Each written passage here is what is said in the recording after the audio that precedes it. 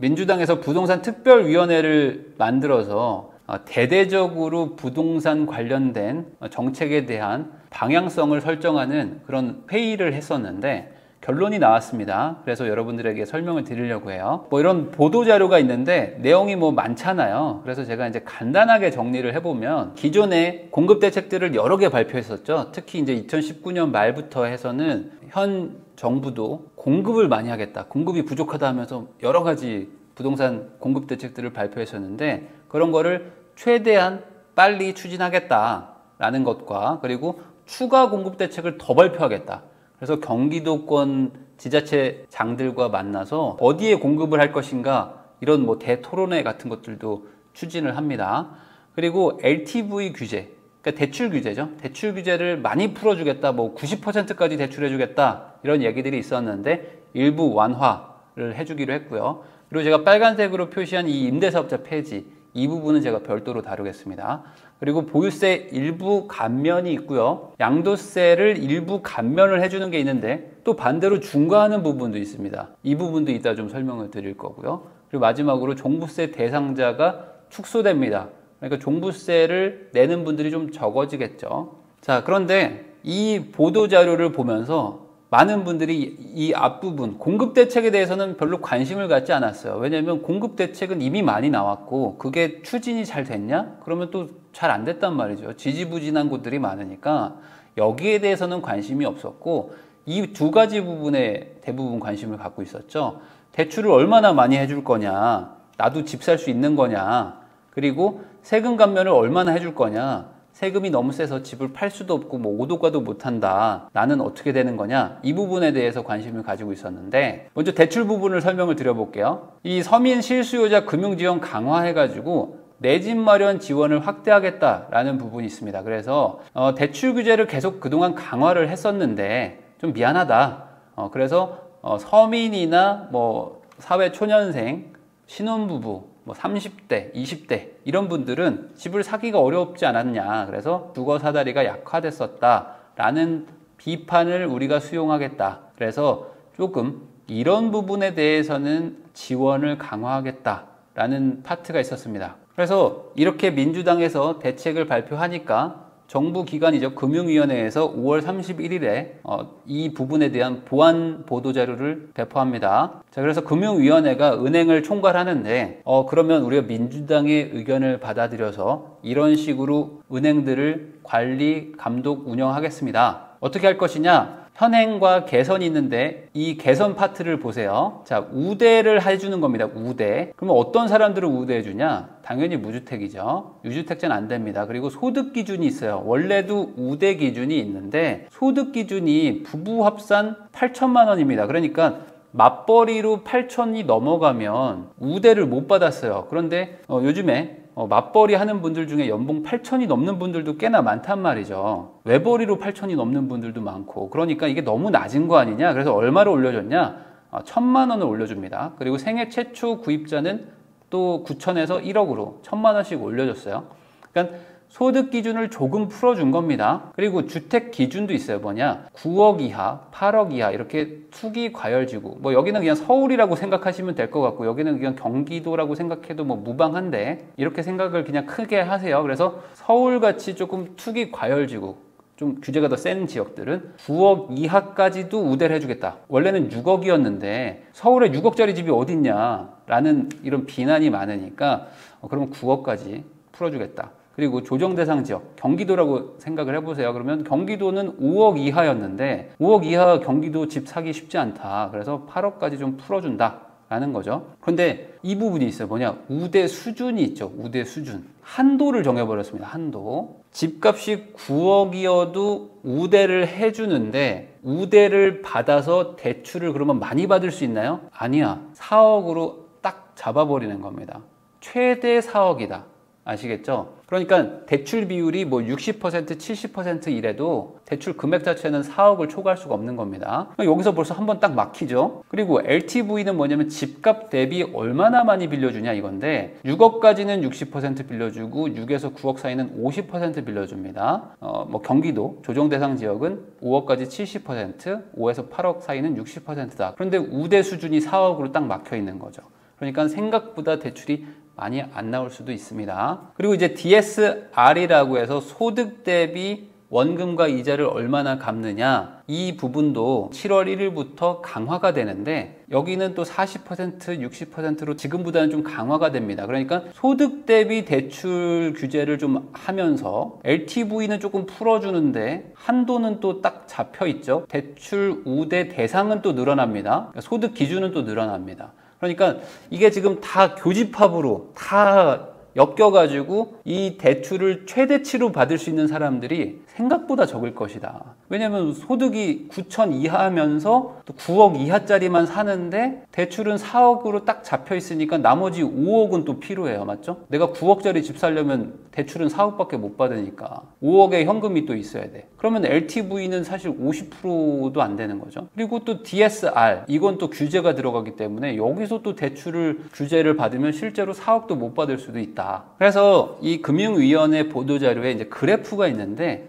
이런 식으로 됩니다. 그래서 기존에는 이제 대출이 이렇게 가다가 금액이 어느 정도 한계치에 다다르면 대출이 오히려 적게 나오고 여기서 다시 40%로만 나왔었는데 이제는 바뀌어서 이렇게 약간 선형적으로 살짝 바뀌었죠. 그리고 조정 대상 지역도 이렇게 쭉 바뀌었다. 그리고 여기서 살짝 다시 올라가는. 그러니까 이게 되게 복잡한 거예요. 내가 집을 얼마짜리를 살 건데 대출이 얼마가 나오냐? 라고 물어본다면 이걸 설명할 수 있는 사람이 사실 거의 없을 겁니다. 은행원들도 말하기가 어려워요. 소득부터 뭐 자산 뭐 다 있어야 돼요. 이걸 따져봐야 됩니다. 라고 할 정도로 지금 대출 규제가 상당히 복잡하다. 그리고 이 부분도 있습니다. 뭐냐면 아까 DSR 부분에 대해서 하주 단위 DSR로 해서 뭐 40% 규제 뭐 이런 게 있는데 대상자가 어디냐면은 규제 지역에서 6억 원을 초과하는 주택을 사는 사람들.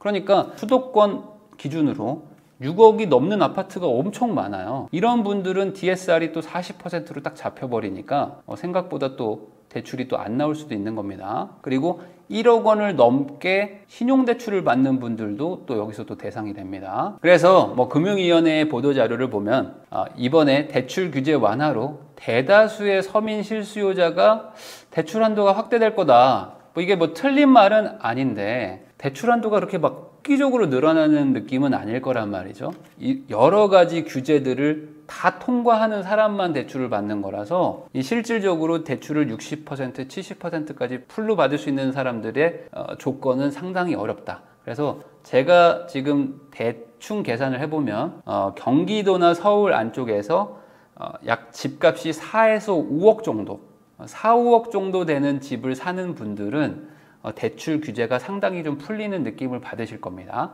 그렇지만 6억을 넘어가서 한 8억대, 9억대를 보는 분들은 대출 규제가 그리 풀리지 않았다고 느껴지실 거예요. 왜냐하면 여러 가지 규제책들이 중복적으로 적용되다 보니까 대출이 별로 나오진 않는다. 그래서 총평을 해보면 뭐 안 하는 것보다는 낫습니다. 당연히 좋은 건데 문제는 이거죠. 이렇게 대출을 풀어주면 어떻게 되겠습니까? 수도권 쪽, 이 수도권의 구축 아파트들의 영향을 좀 받을 것 같아요. 아까도 말씀드렸듯이 4에서 5억대 정도의 집을 사는 분들은 대출이 좀 많이 풀리는 느낌을 받으실 거고 뭐 6에서 9억 사이대들은 안 풀리는 건 아닌데 그래도 뭐 조금 풀리는 느낌은 나실 겁니다. 뭐 몇천만 원이라도 조금 더 나오게 돼요. 그러니까 이쪽에서 영향을 좀 받겠죠. 대출이 나오면 어떻게 됩니까? 기존에는 집을 못 사던 사람들이 이제 집을 살 수가 있게 되니까 매수 수요가 붙겠죠. 그래서 9억 이하가 대부분 이제 해당이 되는데 이 주택들이 있는 서울 외곽지나 뭐 경기도 지역들에서 대출 여력이 어쨌든 상승하는 거니까 그 중에는 지금 전세가 막 뛰고 있는 지역들이 있거든요. 이런 지역들은 전세가 매매로 전환이 되겠죠. 당연히 대출이 나오니까 여보 이렇게 전세가 지금 막 뛰고 있는데 이럴 거면 그냥 집을 사자. 무주택자들만 지금 대출이 나오니까 여기서 전세를 더 올려줄 바에는 대출 받아서 집을 사자라고 하면서 수요가 증가할 수 있다. 그리고 다음으로 이제 세금 부분에 대해서 설명을 드릴게요. 이제 재산세 부분을 경감을 해주기로 했습니다. 필요성, 개선안 이렇게 나오는데 공시가격이 큰 폭으로 상승하면서 1주택자 재산세율을 인하를 해야 된다. 왜냐하면 공시가격이 늘어났다는 건 뭐예요? 재산세는 공시가격과 연동되니까 공시가격이 늘어난 만큼 재산세도 같이 올라간다. 그러면 공시가격 곱하기 세율이니까 세율을 낮춰야 되는 거 아니겠느냐 하면서 세율을 좀 낮춰줬는데 그게 6억 이하까지만 낮춰줬었습니다. 공시가격 기준 6억 이하요. 그런데 지금 서울이나 뭐 경기도권에 공시가격이 6억이 넘어가는 아파트들도 많단 말이죠. 그런 분들은 종부세는 안 나오지만 재산세가 막 과도하게 높아진단 말이죠. 그러니까 이분들도 내 재산세가 너무 많이 나온다 라고 하니까 그러면은 너네들도 좀 깎아줄게. 그래서 얼마를 깎아줄 거냐? 6에서 9억 구간도 경감세율을 동일하게 0.05%를 인하해 줍니다. 그러니까 0.05%가 뭐 없는 것보단 낫겠죠. 당연히 안 해주는 것보단 낫지만 0.05%면은 얼마일까? 라고 생각해 보면 좀 의문이 들죠. 자, 그래서 적용 효과가 적혀 있습니다. 뭐냐? 0.05%를 인하하니까 총 대상 주택 수는 44만 호가 대상이 된다고 합니다. 그래서 총 감면액으로 800억 정도가 감면이 돼요. 그래서 주택당 평균 한 18만 원 정도가 감면이 된다. 그러니까 이게 뭐 세금 감면 혜택이 맞긴 맞죠. 그런데 18만 원 정도 깎아주는 게 이게 혜택이냐? 라고 생각하면 조금 뭐 아쉬움이 남죠. 자, 왜 그러냐? 1주택자 보유세가 내려가는 건 맞지만 웃을 수는 없다. 이게 지금 공시가격이 막 이렇게 올라가고 있단 말이죠. 그리고 공시가격 현실화를 했습니다. 현실화를 해가지고 이 세금 자체가 이렇게 올라갔는데 여기서 요만큼을 내려주는 거죠. 요만큼 깎아주는 거예요. 그러니까 이만큼은 올라갔잖아요, 지금. 이만큼 올라간 거에서 깎아줬으니까 뭐 안 깎아주는 것보단 낫지만 어차피 올라가고 있다. 그래서 뭐 이런 기사도 뜹니다. 뭐냐면 보유세를 40만 원 올려놓고서 지금 30만 원 깎아주는 거냐고. 그러니까 지금 깎아주는 건 맞긴 하지만 워낙에 급등했기 때문에 작년 대비 원래는 막 40만 원 올라가야 되는 거를 이제 10만 원만 올라가게 해주는 거니까 혜택이다라고 얘기를 하면 나는 작년 대비 세금을 더 내는 건 맞으니까 이게 뭔 혜택이지? 뭐 혜택은 맞긴 하지만 이런 생각들을 하는 거죠. 그래서 지금 결론적으로는 세금이 급등을 했는데 그중에 일부를 감면해 주는 것이고 0.05% 정도이기 때문에 결국에는 세금 인상이다. 자, 그럼 이제 양도소득세 부분이 있겠죠. 그래서 이 부분은 지금 아직 확정은 아닙니다. 그래서 지금 여당안이 있고 정부안이 있고 뭐 지금 약간 좀 아직까지는 이견이 있어요. 그런데 민주당에서는 이렇게 얘기를 합니다. 뭐냐? 지금 물가나 주택 가격이 상승한 게 맞다. 그렇기 때문에 08년도에 결정된 비과세 9억, 이 9억을 초과하지 않는 주택들은 1가구 1주택자에 한해서 양도세를 부과하지 않는데 너무 싸다. 그러니까 이게 지금 거의 10년도 더 된 기준 아니냐. 이거를 좀 올려줄 필요가 있다. 그래서 얼마로 올릴 것이냐? 9억을 12억으로 가는 거죠. 그러니까 12억까지는 양도세를 비과세 해주겠다라고 하면은 생각보다 많은 1주택자들이 혜택을 받습니다. 그래서 이 수도권에 있는 꽤 많은 1주택자 분들이 이 양도세 개선안이 적용이 되면은 혜택을 받게 되고 지방 광역시들에서도 시세 12억 안쪽이라면 꽤나 비싼 아파트들, 그 지역의 고가 아파트들도 포함이 많이 되거든요. 그러니까 이런 분들은 원래는 양도세로 뭐 몇천만 원, 1억 정도 내는 분들도 아예 비과세를 받을 수가 있죠. 지금 수도권 기준으로 보면은 이 5분위로 나눠보면 상위 20%입니다. 상위 20% 기준으로 약 14억 정도 합니다. 14억. 그러니까 12억까지는 비과세니까 퍼센트로 치면 상위 한 25%에서 30% 그쪽까지는 비과세를 받는 거예요. 그러니까 원래라면은 그 서울 기준으로 중위가격이 9억 6천까지 올라간 상황에서 기존에 9억 기준으로는 양도세 비과세를 받을 수 없는 대상자가 엄청나게 많았는데 여기서 거의 상위 25%, 30%까지 끌어올려 주니까 꽤 많은 분들이 이번에 혜택을 받겠죠. 자, 그러면 이게 과연 좋기만 한 일일까? 제가 봤을 땐 그렇지 않을 거라고 보는 게 뭐냐면 이 방송 시청자들 중에 서울이나 수도권 쪽에 12억에서 15억대 정도의 아파트를 가지고 있는 분들이 꽤나 많으실 겁니다. 1주택자 기준으로요. 근데 이런 분들이 기존에는 옮길 수가 없었어요. 집을 갈아타는 게 불가능했습니다. 왜 그러냐면 이분들은 딱 이 마음이 드는 게 내가 집값이 14억, 15억 정도 하잖아요. 그러면 9억까지는 비과세인데 9억을 초과하는 분에 대해서는 뭐 비례로 해서 양도세를 내야 됩니다. 그게 뭐 작으면 몇 천만 원, 크면 1, 2억이에요. 그러니까 이거 내고 팔고 다시 옮겨가면서 대출도 안 나오는데 여기서 또 취득세 내고 하면은 거의 뭐 1억에서 2억 정도 깨진단 말이죠. 그러니까 집을 옮기기가 참 뭐했어요. 그래서 조금 더 좋은 동네 가고 싶은데 양도세나 이런 거 생각하면 못 간다라고 하면서 가만히 있던 분들이 많았단 말이죠. 근데 이분들이 이제 자유롭게 되는 겁니다. 이게 진짜 적용이 되면요. 그러면 상위 25% 정도만 과세를 당하는 거니까 꽤 많은 분들이 빠져나가는 거예요. 15%에서 20% 정도의 1주택자들이 이제 자유로워지는 겁니다. 그럼 어떻게 되느냐? 이분들이 돈을 벌었잖아요. 이 1주택을 가지고. 그러니까 더 좋은 동네로 가고 싶어. 실제로 서울에서 12억에서 15억. 수도권에서 12억에서 15억 정도면 아주 좋은 집이라고 할 수는 없습니다. 지금 집값이 너무 많이 올라가지고. 그러니까 좀 아쉬운데 하는 분들이 세금 때문에 못 가고 있었는데 이번에 자유로워지면 어떻게 되느냐, 20억 정도까지는 한번 갭 투자를 해보려고 할 겁니다. 20억 정도까지는. 20억을 초과하면 조금 부담스럽거든요. 근데 한 15억에서 20억 사이 정도 되면은 한번 전세 끼고 사놓을 만도 해요. 왜 그러냐? 20억 아파트 기준으로 지금 보유세가 21년도 기준으로 약 한 700만 원 정도 나옵니다. 700만 원. 근데 이 보유세 700만 원이 사실 부담스럽다면 부담스러운 금액인데 못 낼 돈도 아니죠. 월 한 55만 원에서 60만 원 정도니까 내려고 마음 먹으면 또 낼 수도 있는 금액대입니다. 그러니까 지금 집으로 한 12억에서 15억 정도 가지고 있는 분들이 과거에 사셨다면은 그 집으로 거의 뭐 한 6, 7억 정도 벌었단 말이죠. 그리고 대출도 많이 갚으셨을 거고. 그러면 여기에다가 모은 돈 조금 합쳐가지고 전세 끼고 하나 산다라고 하면은 갈 수 있다. 그러니까 이분들이 지금 이 혜택을 받아서 조금 더 상급 지역, 20억이면 웬만한 서울에 괜찮은 지역들 갈 수 있죠.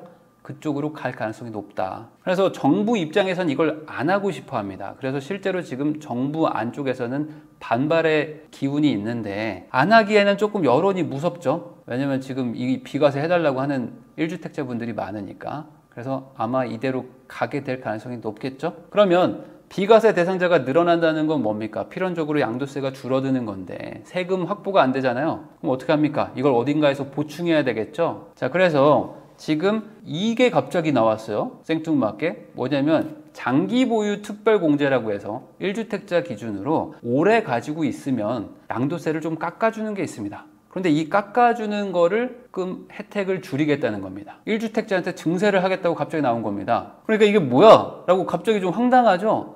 아니 뭐야, 지금 뭐 양도세 지금 깎아준다고 했는데 갑자기 왜 증세를 해? 자, 장기 보유를 했다면 세금을 좀 더 내라 라는 게 지금 민주당의 의견이에요. 양도 차익의 규모별로 해서 장기 보유 특별공제를 상한선을 걸어버리겠다는 겁니다. 그러니까 공제를 상한한다는 건 뭐예요? 할인액을 낮추겠다는 거죠. 그러니까 장기 보유를 했는데 왜 세금을 더 내라는 거야? 양도 차익이라는 건 뭐냐면 매도 가격과 매수 가격의 차이입니다. 그러니까 오래 보유했으면 어떻게 되겠어요? 옛날에 샀잖아요. 옛날에 샀다는 건 뭡니까? 쌀 때 샀을 거 아니에요. 오래됐으니까. 뭐 20년 전에 30년 전에 샀으면 싸게 샀겠죠.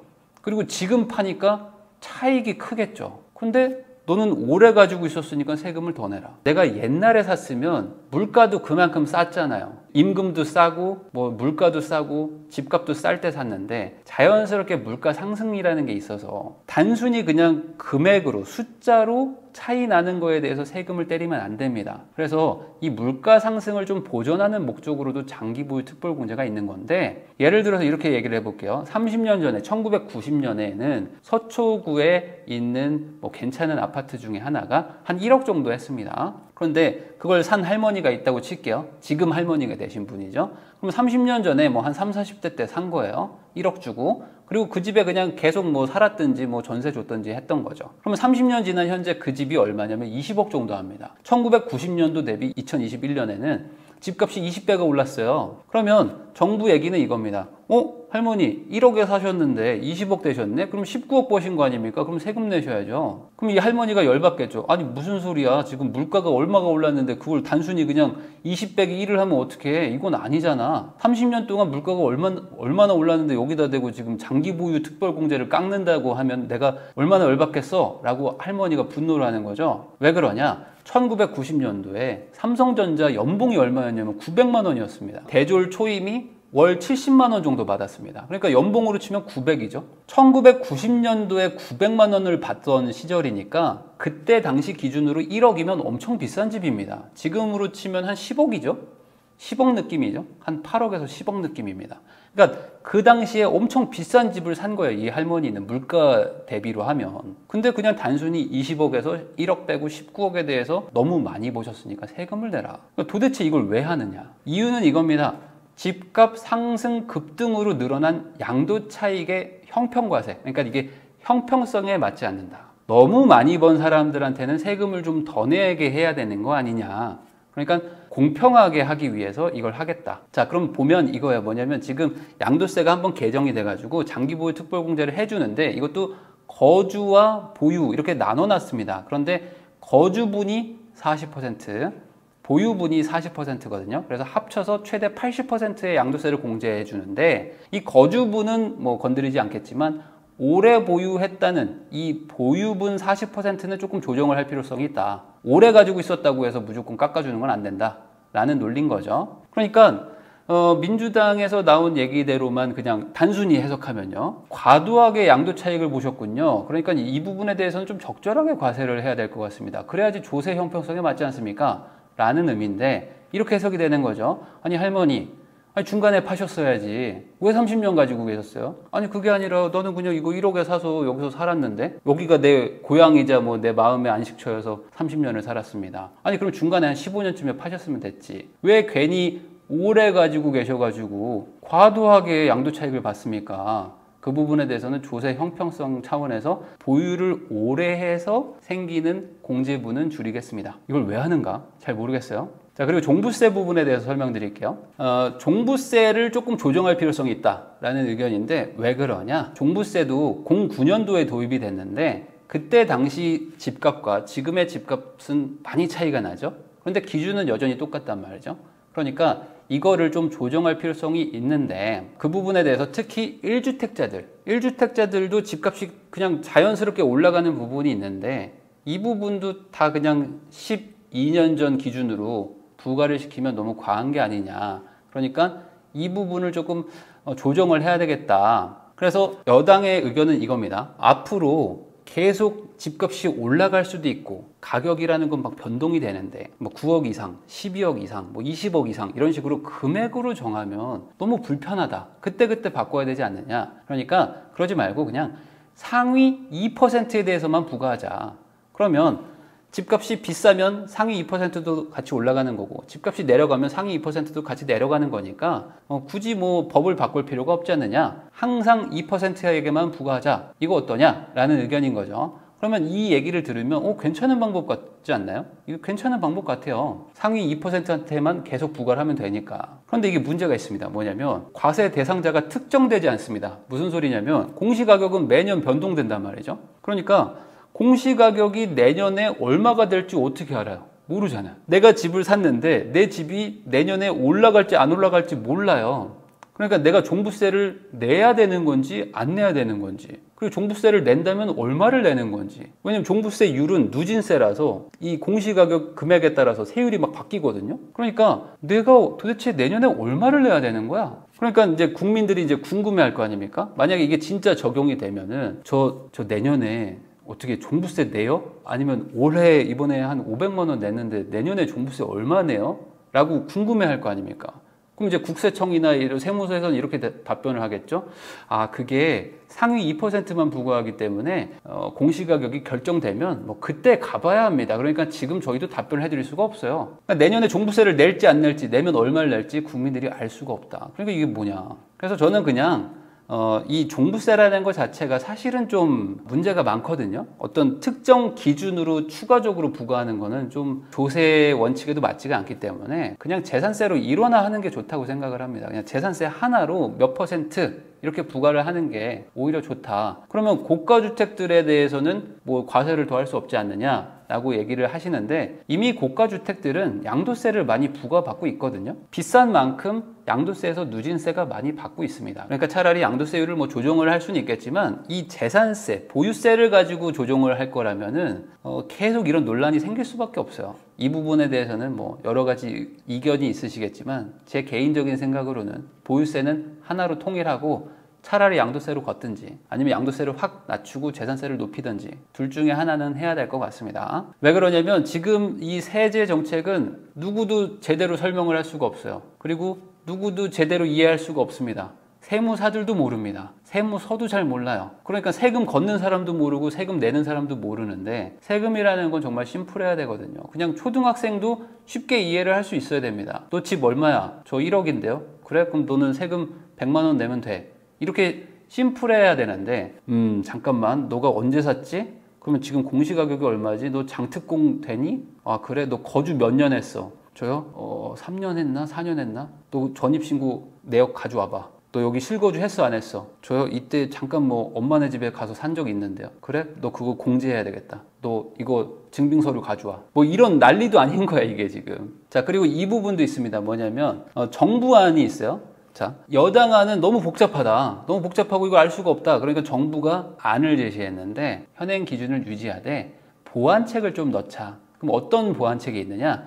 납부 유예 제도. 그러니까 너무 종부세가 세니까 못 내는 분들 많잖아요. 그러니까 나중에 내게 해줄게. 그래서 어떻게 나중에 내게 합니까? 집을 팔거나 증여하거나 상속할 때 그때 한 번에 같이 거둘게. 대신에 이자를 부과한다. 1.2%씩. 그러니까 깎아주는 건 아니군요. 깎아주지는 않지만 조금 밀어줄게. 이자만 부과하면서. 그러니까 나중에 한 번에 걷자. 대상자는요, 실거주하고 60세 이상이고 전년도 소득이 3천만 원 이하여야 돼. 이런 분이 많지는 않을 것 같은데 약간 밀어줄게. 이런 거죠. 그리고 뭐 공정시장가액 90% 동결 뭐 이런 게 있는데, 이 부분이 있어요. 뭐냐면 종부세 증가분은 서민주거복지 용도로 사용하겠다. 종부세 전액이 아니고 증가분입니다. 전년 대비 증가한 부분은 지자체한테 주는데 그중에 50%를 주거복지에 사용하면 어떨까? 자, 종부세를 인상해야 된다라고 많은 분들이 얘기하고, 특히 무주택자분들이 많이 이 부분에 대해서 강조하는 분들이 있는데, 이분들의 논리가 이거죠.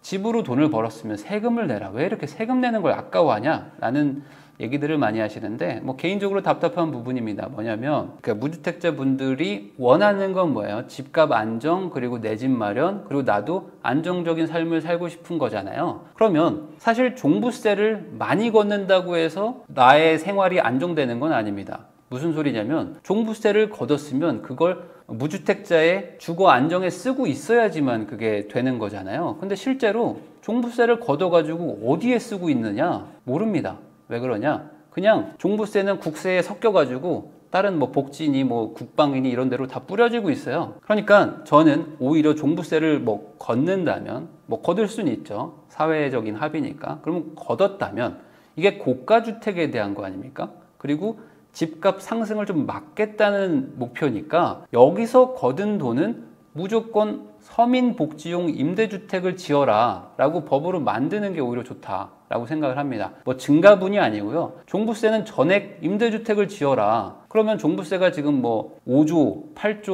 뭐 이렇게 거치는데, 이걸 가지고 서민주택들을 지어서 임대로 하면 일종의 뭐 사회적인 선순환 구조가 생길 수도 있는 거죠. 그러니까 지금처럼 종부세를 걷어가지고 뭐 정부 마음대로 쓰는 게 아니고, 고가주택에서 세금을 걷는다면 뭐 내라면 낼 수 있다. 그렇다면 그걸 가지고 사회적으로 의미 있는 데다 써야 되지 않겠냐 라는 게 제 의견입니다. 그래서 총평을 해보면요, 세금 감면은 사실 뭐 미미한 수준으로 보입니다. 뭐 감면이 안 되는 건 아니지만 이미 상승분이 크기 때문에 세금 감면은 많이 없다. 그리고 대출 규제 같은 것들이 좀 풀리는 게 있고, 그리고 이제 갭 투자 수요 이쪽으로 좀 갈 수 있습니다. 1주택자한테 양도세 비과를 많이 해주게 되면 이분들은 지금 갈아타고 싶어서 지금 기다리고 있는 분들도 많거든요. 이분들이 전세 끼고 집을 12억에서 20억대 정도 종부세 부과가 감당 가능한 수준에서 아마 일로 가려고 할 것이다. 규제 지역이죠. 그러니까 수도권이나 지방광역시 기준으로 말씀드리는 겁니다. 그러니까 이쪽이 가격이 좀 상승할 겁니다. 그런데 이게 대부분의 금액 아닙니까? 6에서 20억이면 웬만한 지역 아닙니까 이게. 그러니까 조금 괜찮아 보이는 아파트 같은 것들은 다 지금 수요가 상승하게 될 겁니다. 이 정책이 진행이 되면요. 그래서 이게 만약에 실질적으로 7월부터 막 적용이 된다고 하면 하반기 가격 상승 효과의 정책일 걸로 보이는데, 안 하기가 뭐하죠? 지금 선거도 있고 막 하니까. 그래서 안 할 수도 없고, 한다면 상승하는 정책이 될 것이다. 그래서 개인적으로는 충분히 뭐 여당의 마음을 이해는 하지만, 이럴 거였으면 그동안 규제는 왜 했을까? 그리고 이제 와서 풀 거면 확실하게 풀든지, 그것도 아니고 여전히 공급 대책은 또 막연한 상태에서 대출을 또 풀어주고 비과세를 해주게 되면은 다시 한번 수요를 또 불타오르게 하는 건데, 이거를 또 어떻게 막을 것인가? 연말 가서 또 11월, 12월쯤 돼가지고 또 대규모 또 정책이 나오지 않을까? 뭐 이런 여러 가지 뭐 복잡한 심정으로 이 정책을 좀 바라봤습니다.